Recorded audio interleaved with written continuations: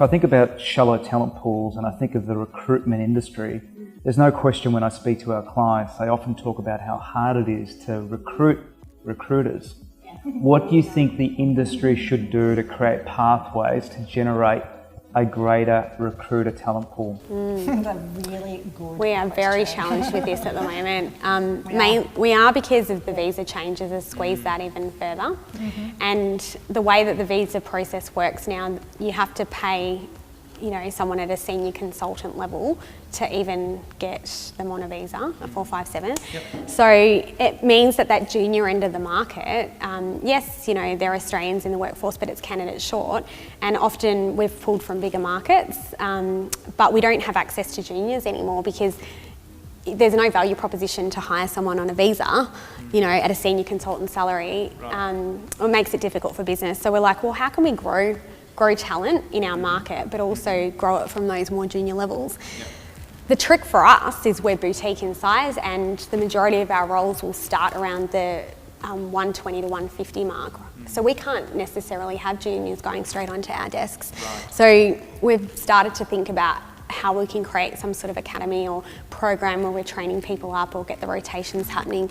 And we are working with one of the unis on a grad rotation program around that. But I feel like if there was some sort of external structure around that you could tap into, that would be...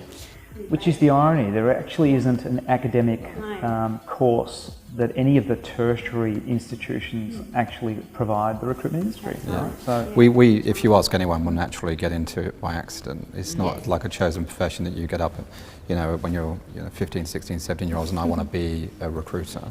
But I think if you ask any recruitment company in Australia at the moment and ask what their major challenge is, it will be finding really good recruiters. Absolutely. Davison have we're a medium-sized organisation. We have that critical mass where we're starting to invest in bringing graduates in to certain areas of our business. As Econ boards, we can't necessarily do that. So of course you're always hiring very experienced hires, but of course if they're really good at what they do, they're not naturally going to leave. So it is a real challenge for us. But if we could somehow professionalise an accreditation process, I think that would really help build a pipeline of into it.